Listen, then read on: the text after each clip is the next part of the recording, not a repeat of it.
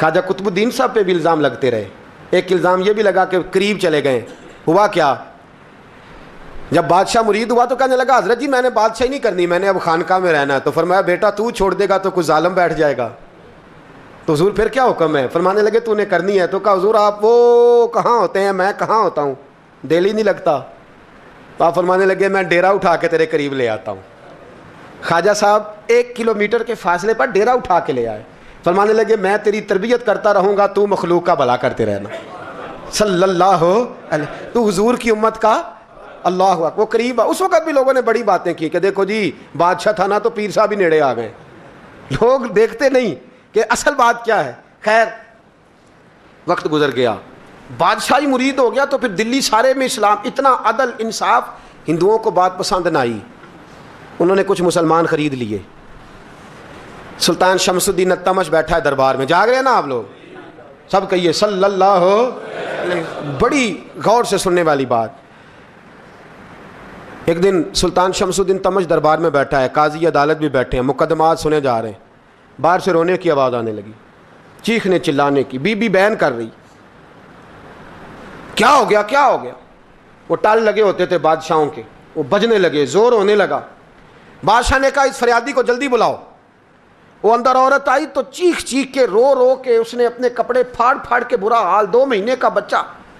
لوگ اس کی آہو زاری پر اس کی طرف متوجہ. بی بی کیا ہوا, پانی پلاؤ, بٹھاؤ, یہ کیا ہو گیا. کہنے لگی لٹ گئی, عزت برباد ہو گئی, تباہ کر دی گئی. میں کیا ہوا؟ کہنے لگی بادشاہ ایک شخص میرا غیر شرعی خامند بنا, پھر مجھے حمل ہوا, پھر میری گود میں یہ بچہ ہے 2 مہینے کا. اب گئی ہوں تو وہ کہتا ہے کہ میرا تو تیرے سے تعلق ہی کوئی نہیں.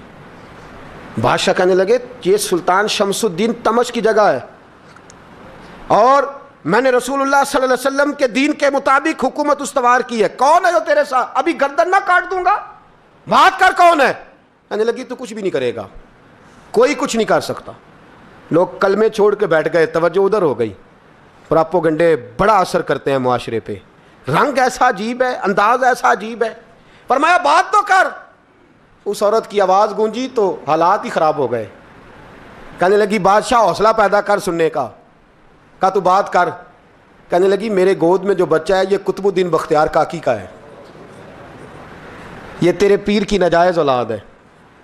اٹھاؤ, پروفیسر سلیم چشتی نے PhD کی ہے, وہ لکھ رہے ہیں اس واقعے کو. تیرے پیر کا ناجائز بچہ ہے. ہاتھ کانپنے لگے بادشاہ کے. کہنے لگے یا اللہ کبھی تو قیامت برپا کر دے تو معاملہ ٹھیک ہو جائے, میں تیری زبان کھینچ دوں گا تیری گر. تو نے بات کیسے کی؟ کہنے لگی میں نے کہا تھا نا تیرے اندر حوصلہ نہیں, میری عزت تار تار ہو گئی اور تو پیر بچا رہا ہے. اللہ اکبر. سلطان شمس الدین تمش آسمان کی طرف دیکھ کے کہنے لگے مولا مجھ مجرم کو جس کی برکت سے اٹھا کے تو نے مسجد میں پہنچایا, آج مجھے تو نے کس امتحان میں ڈال دیا. یہ کیا رنگ تو نے زندگی کا بنایا ہے. کہنے لگی بلا اسے, اڑا اب گردن. اللہ اکبر. خواجہ قطب الدین بختیار کاکی, ذرا اس جگہ پہ اپنے آپ کو کھڑا کر کے دیکھ میرے دوست. جو شخص دلی کے بازار میں نکلے تو دکانیں بند ہو جائیں, عورتیں گھروں میں گھس جائیں, جس کے نام پر چرچے ہوں دین کے, وہ شخص لاٹھی ٹکاتا ٹکاتا. عرس منانے آسان ہے, ڈھول ڈمکے کر کے گھروں کو جانا آسان ہے, پر ذرا ان کی راہوں کا مسافر تو بن انہوں نے انداز کیا اختیار کیا. حضرت خواجہ قطب الدین بختیار کاکی, خبر پھیل گئی. اتنی شہرت پاکیزگی کی نہیں ہوئی تھی جتنی اس جرم کی ہوئی. لاٹھی ٹکاتے ٹکاتے جب پہنچے نا بادشاہ کے دربار میں, بادشاہ اٹھنے لگا, قاضی اٹھنے لگا, لوگ اٹھنے لگے, تو قطب الدین بختیار کاکی کی آنکھوں میں آنسو آئے. مانے لگے بیٹو بیٹھ جاؤ, آج میں پیر بن کے نہیں آیا, میں مجرم بن کے آیا. اور کہا میرے مالک کا انصاف بھی دیکھو, دلی کا پیر آج دلی کی عدالت میں اپنے نا کردہ جرم کی صفائی دینے آیا ہے. بڑی لاٹھی پہ ٹیک لگائی. دلی کی گلیاں بھی روتی ہیں کہ یہ کیا رنگ, اللہ یہ تیرا کیا رنگ ہے. یہ تے میں گڈی تے ہتھ ڈور سجن دے, او جنج رکھے اونج رہنا ہے, واجب نہیں جے وچ شریعت, مندا خسم نو کہنا اے تن میرا کنگھی ہووے. میں زلف سجن دی واواں, پوش میرے دی جتی بن جائے, میں یار دی قدمی آواں. مارو مارو مینوں مار مکاؤ, کوئی یوزر نہ پیش لے آواں, جے سونا ہی میرے دکھ وچ راضی, جے سونا ہی میرے دکھ وچ راضی. تے میں سکھ نو चूल्हे डावां पर यार फरीदा जे कदी मिल पे सोना, यार फरीदा जे कदी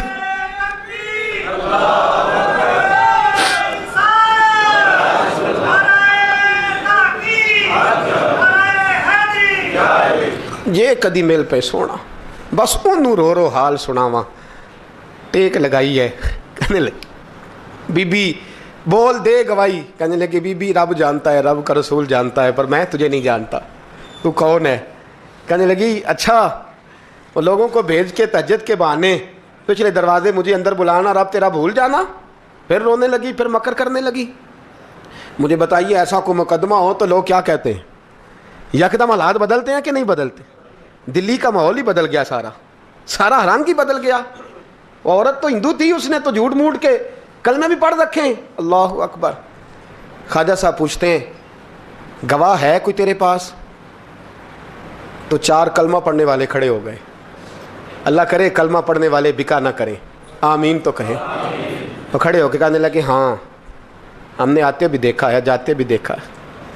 ख्वाजा कुतुबुद्दीन साहब ने नज़र उस्मान की तरफ उठाई, कहने लगे अच्छा जो तेरी मर्जी, मैं गुड्डी ते हथ डोर सज्जन दे, वो जिंज रखे उंज रहना है, वाजिब नहीं विच शरीयत मंदा खसम नू कहना। कहने लगे सुल्तान यार एक रात की मोहलत नहीं दे देता? मैं सवेरे सुल्तान भी रो पड़ा कि पीर साहब मैं नौकर और मैं मोलते हैं। अच्छा हुजूर जैसे मर्जी। बाहर निकले, खादम कहने लगा हुजूर सवारी पे बैठ जाएं। तो मानने लगे नहीं यार आज पैदल जाना है। इस दिल्ली के चौंकों ने मुझे बड़ी सलामियाँ दी है, ज़रा मैं देखूँ तो सही दिल्ली के बाज़ार मेरी रसवाई पे क्या कहते हैं।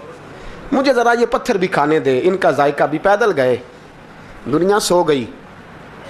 तो दिल्ली के बादशाह ने अजमेर की तरफ मुँह किया। ख्वाजा मोइनुद्दीन हयात थे।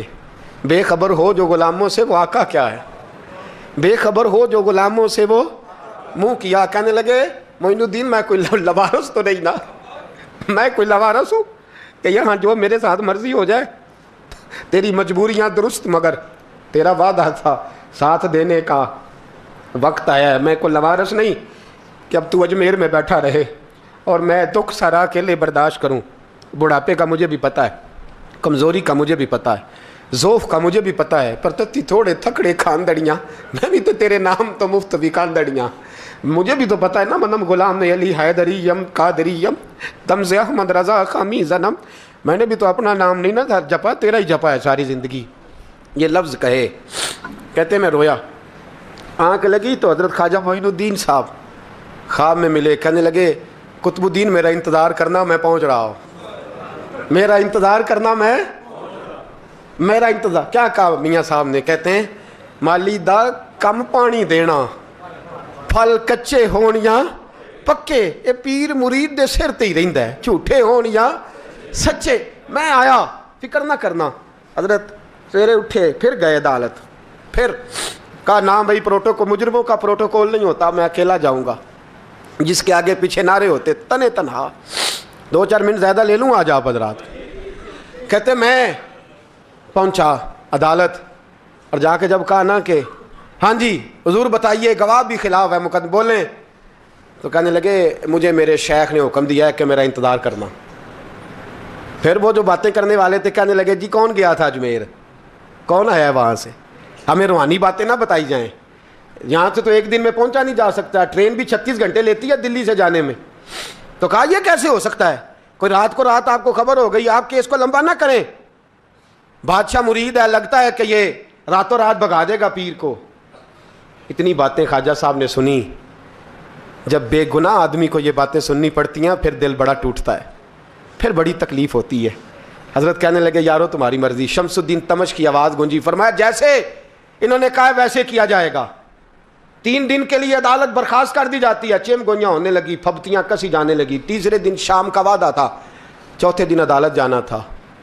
कुतुबुद्दीन बख्तियार काकी के पास लोग आके अफसोस करते तो आप बोलते नहीं। यहाँ तो लोग सफाइयाँ देते बोलते नहीं। फरमाते यार मैं गुड्डी ते हथ डोर सजन दे, वो जिंज रखे मैं उंज ही रहना है, जैसे उसकी मर्जी वैसे। जड़ियाँ गुड्डियाँ आप ही उड्डियाँ हो ना चढ़न उचाइयाँ, उही गुड्डियाँ उच्चियाँ उड्डियाँ जड़ियाँ साइयाँ आप चढ़ाइयाँ। फरमाया ठीक है जैसे वो रखे मैं राज़ी हूँ। اللہ اکبر. تیسرے دن کی مغرب کا وعدہ تھا. جب مغرب کا سورج ڈوب گیا نا، بڑے قافلے اجمیر سے آئے پر معین الدین نہ آیا. وعدہ کیا تھا یار نے آؤں گا دن ڈھلے.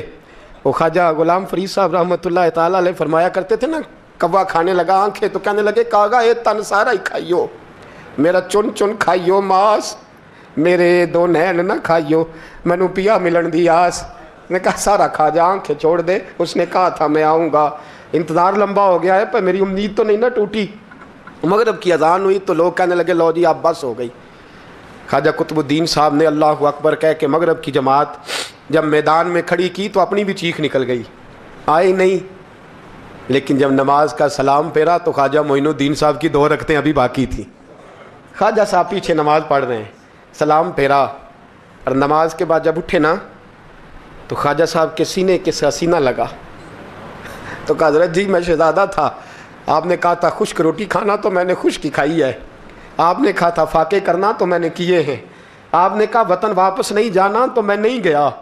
حضور اس امتحان کا آپ نے بتایا ہی نہیں تھا، یہ مجھے بتا جاتے اب اس سفید داڑھی سے میں جواب دیتا پھروں. خواجہ معین الدین صاحب نے جھٹکا، پیچھے ہٹ، تو زیادہ عزت والا ہے کہ یوسف زیادہ عزت والا تھا؟ تو زیادہ مقام والا ہے کہ عائشہ زیادہ مقام والی تھی؟ چپ کر، یہ کوئی صوفیاء کا طریقہ ہے؟ چپ کر. عرض کی حضور غلطی ہو گئی، میں پہلے نہیں رویا، تو ملا ہے تو رویا ہو، میں پہلے نہیں تڑپا، میں نے شکوا نہیں، تو ملا ہے، اپنا ہی کو ملے تو دکھ یاد آتے ہیں نا. فرمایا چپ کر، جا سلطان سے کہہ دے سویرے نماز کے بعد عدالت لگا دے.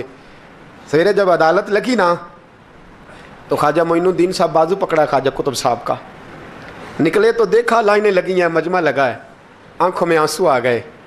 کہا حضور آپ کیوں روتے ہیں؟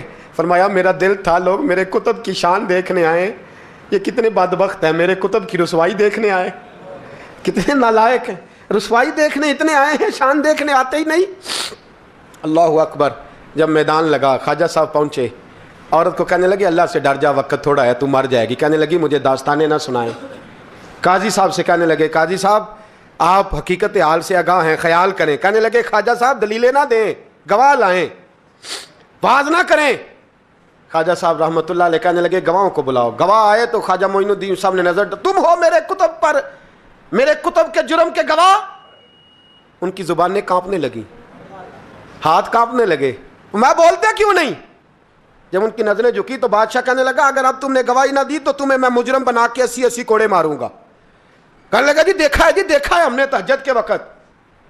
جب سب گواہیاں پوری ہو گئیں، عورت بھی تڑپ رہی ہے، رو رہی ہے، 2 مہینے کا بچہ گود میں ہے. اب بولیے بولیے. علماء ظواہر بھی کھڑے ہیں، حسد کرنے والے جلنے والے بھی کھڑے ہیں، ہندو تو ویسے ہی تالیاں بجا رہے ہیں. اجمیر کا بوڑھا، اور یہ آخری پھیرا تھا خواجہ معین الدین کا دلی میں. اس کے بعد ظاہراً دوبارہ نہیں آئے، اٹھے لاٹھی ٹکاتے ٹکاتے اور میدان کے اندر جا کے نا، بڑے میدان میں مجمع تھا، سر سجدے میں رکھا. کہنے لگے یا اللہ میں ہندوستان مرضی سے نہیں آیا، تیرے رسول کا بھیجا آیا. پھر اٹھے اور کہنے لگے مولا تیرے نبی کا فرمان ہے کہ میری امت کے علماء بنی اسرائیل کے نبیوں کی طرح ہوں گے. اگر یوسف کے لیے بچہ بول سکتا ہے تو میرے کتب کے لیے بھی بولنا چاہیے. اگر یوسف علیہ السلام کے لیے بول سکتا ہے تو میرا قطب الدین بھی سچا ہے. اس کے لیے پھر اٹھے، اس بی بی کی طرف بڑھے. لوگ کہنے لگے نہ جانے اب کیا ہوگا. جب اجمیر کے بادشاہ نے، عطا رسول نے، ہند الولی نے، امام الاولیاء نے کپڑا کھینچا اور کہنے لگے وہ بچے تو جانتا ہے نا تیرا باپ کون ہے، 2 مہینے کا بچہ. جب نانا بولا تو بی بی کہنے لگی اب کیا کر رہے ہو، بچے بھی کبھی بولنے ہیں. میں بی بی چپ کر، ان اللہ علی کل شیء قدیر، میں کمزور رب کا ماننے والا نہیں، قدرتوں والے رب کا ماننے والا ہوں. وہ چاہے تو بچے بھی بولتے ہیں. قرآن کہتا ہے حضرت عیسیٰ بولے تھے انی عبد اللہ آتانی الکتاب. مریم بھی تو ولی اللہ تھی، وہ نبی تو نہیں تھی. اگر ولی اللہ بنی اسرائیل کا ہو بچہ بول سکتا ہے، تو اگر ولی اللہ محمد عربی کی امت کا ہو تو بچہ پھر بھی بول سکتا ہے. یوں کپڑا ہٹایا، بچہ بول.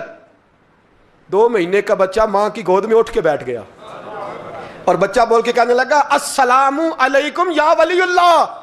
جب یہ لفظ ادا کیے تو نعرے لگنے لگے، لوگ رونے لگے. بی بی بے ہوش ہو کے گری، فرمانے لگے مجھے سلام نہ کر، میرے کتب کی بات بتا. کہنے لگا قسم ہے اللہ کی عزت کی، وہ سامنے مجمع جو سردار بیٹھا ہے وہ میرا باپ ہے، قطب الدین تو بے گناہ ہے، قطب الدین تو بے گناہ ہے، میرا باپ تو وہ بیٹھا ہے۔ یہ قاضی بھی سازش میں شریک ہے، کئی مسلمان خریدے گئے، یہ گواہ خریدے گئے۔ جب گواہی ہو گئی، بچہ یہ لفظ کہہ کے اللہ اکبر کہتا ہوا پھر چپ کر گیا۔ خواجہ قطب الدین صاحب کا بازو پکڑا، خواجہ معین الدین صاحب نے مجمع سے باہر نکلے، لوگ کہنے لگے حضور آپ کچھ بولتے نہیں، فرمانے لگے جس نے بولنا تھا وہ بول چکا ہے، جس نے بولنا تھا وہ، جو جادو وہ جو سر چڑھ کے بولے، فرمایا تم نے افواہوں پہ نظر رکھی اور میں نے اللہ کی قدرت پہ نظر رکھی، تم نے اس کے کردار کو جھنجھوڑا اور میں نے اس کے کردار کو تعمیر کیا۔ حضرت سلطان شمس الدین تمش بھی پیچھے دوڑے، کہا حضور کہاں لے جا رہے ہو؟ اور میں کتب میرا آیا، میں جمائر ساتھ لے کے جا رہا ہوں، اب میں نے اپنا بچہ تمہارے سپرد اب میرے پاس رہے گا، تم نے ستایا میری اولاد کو، اب یہ میرے پاس رہے گا، میں نے نہیں تمہیں دینا۔ لوگ راہیں بچھا کے نظریں بچھا کے بیٹھ گئے، پاؤں میں گر گئے، کہنے لگے حضور ہمارے لیے نہیں، رسول اللہ کے دین کے لیے، ہمارے لیے نہیں، تعمیر شریعت کے لیے، ادائے سنت کے لیے چھوڑ جائیے۔ خواجہ صاحب کہنے لگے قطب الدین جا، تجھے چھوڑ کے جاتا ہوں، اب قیامت تک کوئی تیری رسوائی کی جرت نہیں کر سکے گا۔